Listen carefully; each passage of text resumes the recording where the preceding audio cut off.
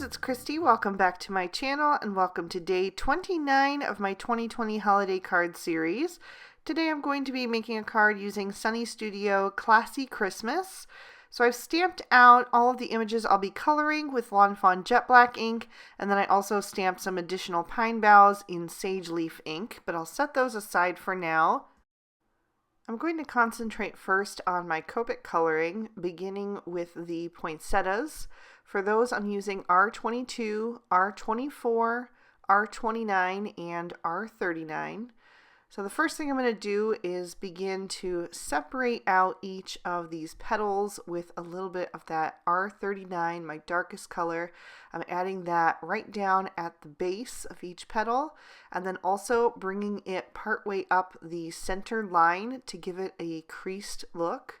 That way it'll make the edges of the petal seem like they're turned up a bit because they're going to catch the most light by adding the highlight in those places.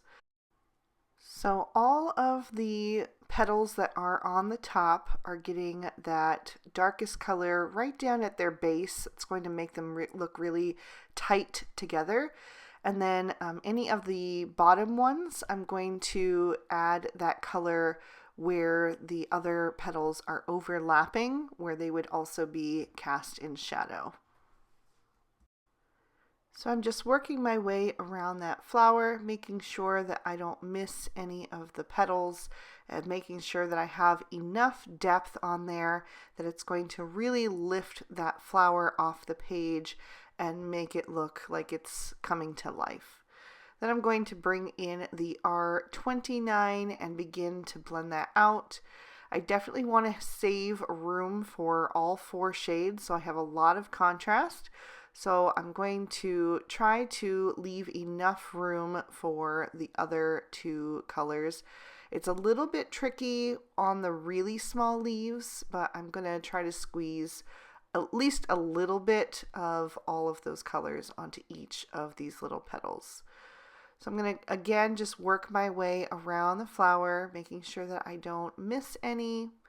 I really love the way that these are drawn. I don't color flowers very often. It's makes me a little bit nervous, to be honest, but poinsettias are my husband's favorite flower, so I really wanted to do a good job on this one and do him proud.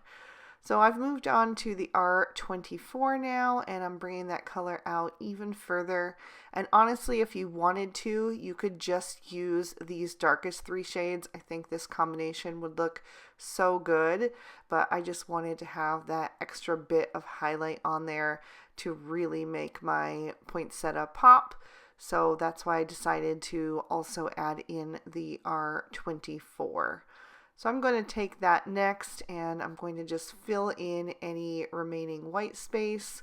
So there was one little petal in there that I did just color with the darkest three shades, but all the rest I'm going to have a little bit of that R22 on there. And you can see how that just really makes those petals start to curve a little bit. And I just think it's a nice touch. So if you don't mind using the four colors, I do think it just makes it that much more dynamic. But like I said, if you only have three markers, that will work as well. So I'm going to do the other two poinsettias off screen because it's fairly repetitive, and then I'm going to move on to the centers. And for those, I'm using YR21, YR23, and YR27. I use the YR27 down at the bottom, and then I brought the YR23 around to the top, and then the center ones I used the YR21 for those to make those also kind of just push up and make it look a little bit more rounded. And I did do a second layer of the darkest two colors. For my first set of leaves, I'm going to use YG93, YG95, YG97, and YG99. And very similar to the way I did the poinsettia petals, I'm going to put my darkest down at the base and up the center line, and then start to color out from darkest to lightest.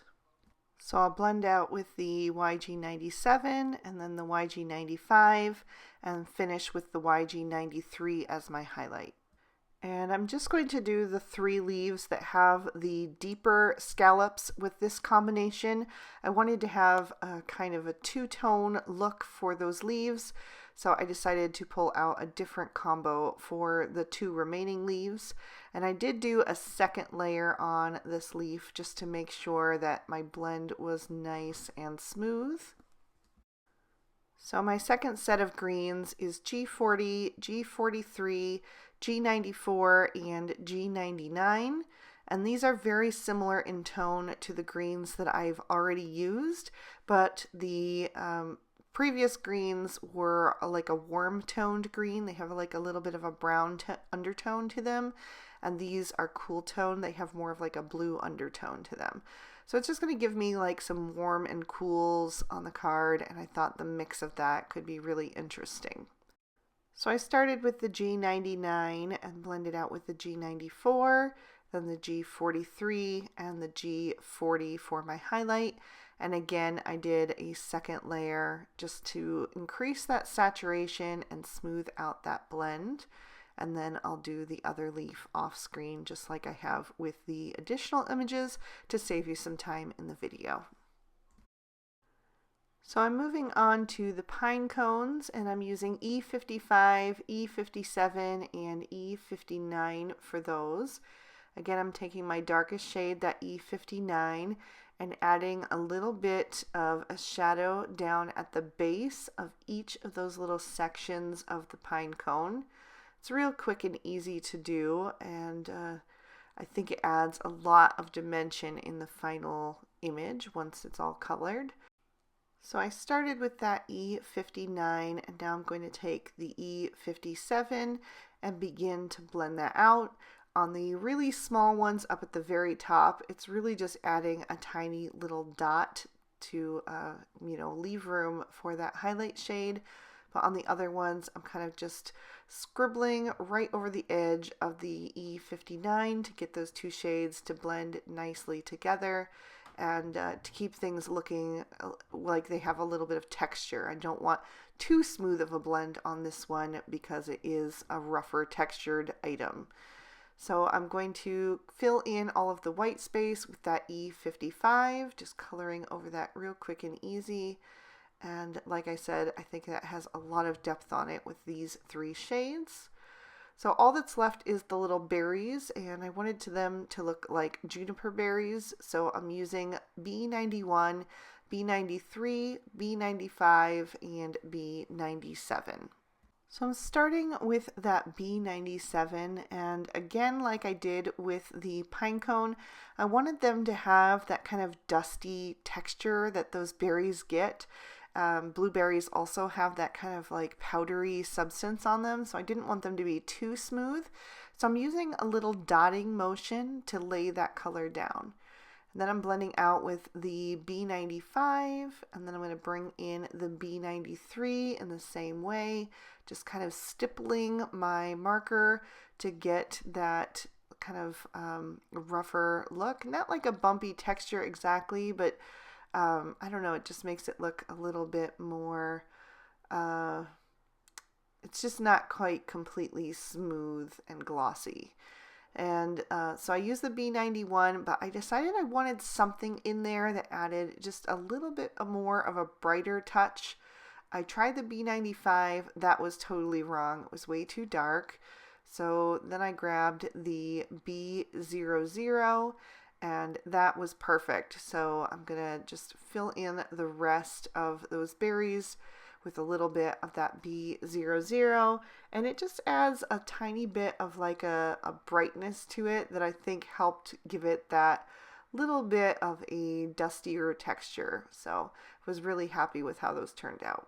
And then I'll trim these images out with their matching dies. For my background, I'm going to take the Frilly Frames lattice die, and I'm going to tape that into place over some Lawn Fawn Storm Cloud cardstock. And then I'm going to line up the centerpiece, and I'm going to tape that also into place. I'm less concerned about the die being taped to the cardstock, more that the die is taped to itself, the outer and inner parts, just so it doesn't slide around, and then I can line it up on my cardstock when I run it through my die cutting machine. So I have done that now, and you can see all of those little pieces. So they're really easy to pop out by hand, or you can also use a little tool by Spellbinders, which is what I ended up grabbing, and it just kind of makes it super easy. It just really punches out all of those little pieces very quickly. I wanted to turn this into a shaker card, so I have flipped over that panel to the back side, and I'm lining all 4 edges with some 1/8 of an inch score tape. And the 1/8 of an inch score tape is actually the perfect width for this die.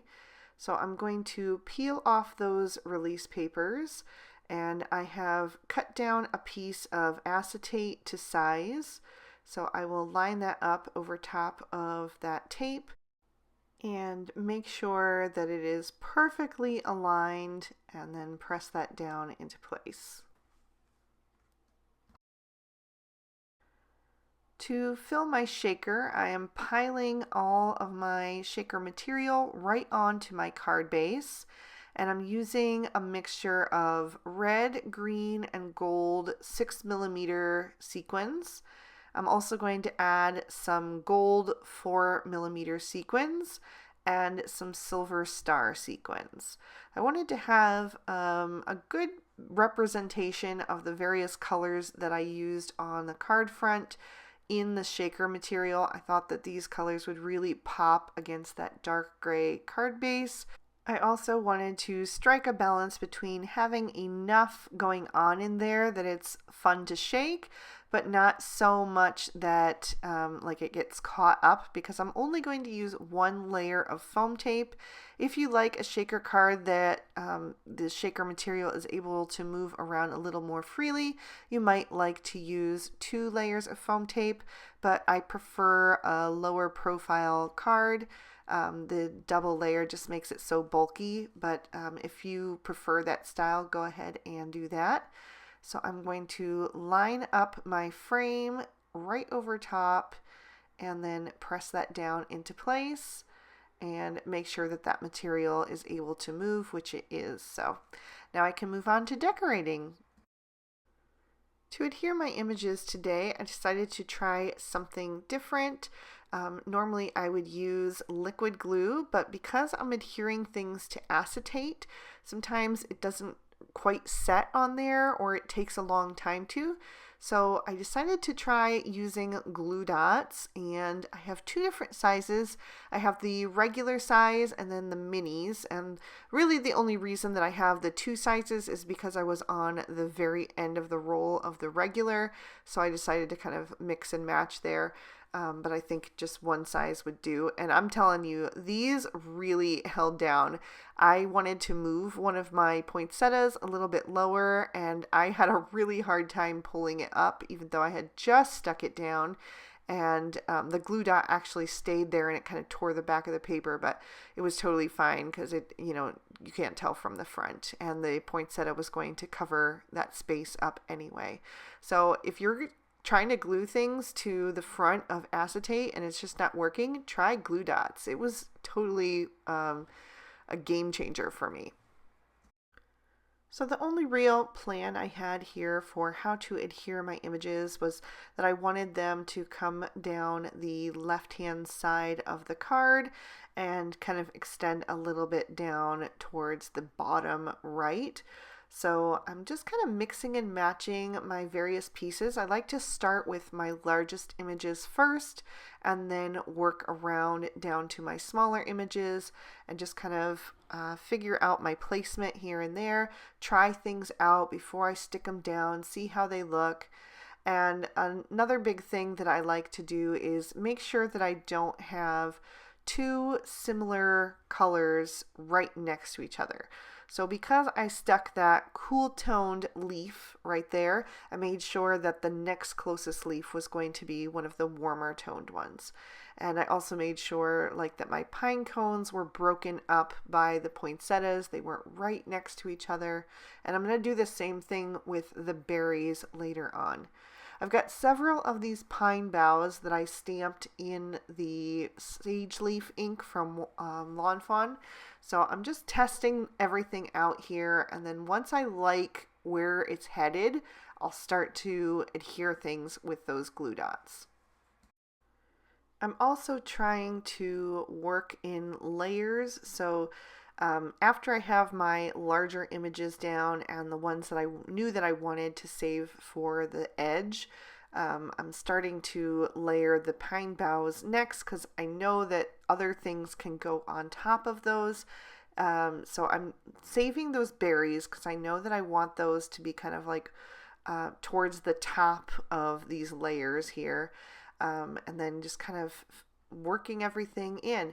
Also on that left hand side, I did make sure that anything that extended beyond the frame, which I like to do because it just adds so much movement to the card going all the way to the edge, but I made sure that it didn't hang off the edge of the card. It kind of just lines up with the edge of the card and no further, because anything that hangs off completely is going to get bent in the mail, and that doesn't look good. You put all this work into making this beautiful card, and then you don't want it to get ruined by, having things kind of be bent.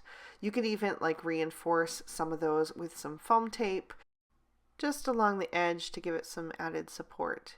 I'm also trying to fill in any of the little gaps between that cluster where you can see the sequins. I did add one more pine bough to the bottom left corner. My camera battery died right here, so I didn't catch it on camera, but you'll see it in a few minutes here. But right now I'm going to move on to my sentiment. So I'm taking another piece of that storm cloud cardstock because I wanted to keep everything really consistent and have just the colors and the coloring pop. So I am stamping out the word Noel from Classy Christmas in some Versamark ink, and then I'm going to coat that with some liquid platinum embossing powder from Ranger. I figured that would be kind of in the middle of the gold and silver that I used in the sequins, so hopefully it would just tie everything together. So I'll heat set that until it is nice and shiny. And then I'm going to grab a microfiber cloth and just buff any of that white powder away so I get a nice clean piece of cardstock again. I'm also going to create an insert for the inside of my card since it's such a dark color cardstock. So I'm taking some lobster ink from Lawn Fawn and stamping another poinsettia, and then the sentiment, enjoy the beauty of the season, which is from Inside Greetings Christmas. So now I'm ready to assemble these final little pieces. So I will add some glue to the insert and pop that inside my card, just making sure that it's lined up so that cardstock creates a nice frame around it. And I die cut the sentiment using the banner die from Fancy Frames Rectangle. I'm actually going to trim that down just slightly so that I can tuck it in to my little cluster of pine boughs and poinsettias. And then I'll add some more glue dots to the back of that. And I'm going to nestle that in so that it's tucked behind the pine cone and that warmer toned leaf to just integrate it a little bit more into that little cluster, and then press that down into place. And then as a final embellishment, I added some stardust stickles. I just thought this would add the perfect frosty touch to this little cluster here and just really elevate this kind of more elegant style card. So I added it in a very thin little streaks to the pine boughs, and I added it to the berries. I put it pretty much all over. I just was loving the way it was looking against those colored images. So I put it on the pine cones and on the insides of the poinsettias. And then I'm also going to add it down the centers of each of the other leaves as well. So between the stickles and the sequins, this one just has so much sparkle going on. I'm going to lift that up to the camera so you can see how it catches the light. I'm really happy with how this one turned out. I don't do this style of card very often, but I was very pleased with how it turned out. So there was another look at the inside, and here's a look at all of that shaker material in action. So I hope you guys enjoyed this one. If you did, please be sure to hit that thumbs up button and subscribe and ring that notification bell so you don't miss a thing. I post new videos every Monday, Wednesday, and Friday.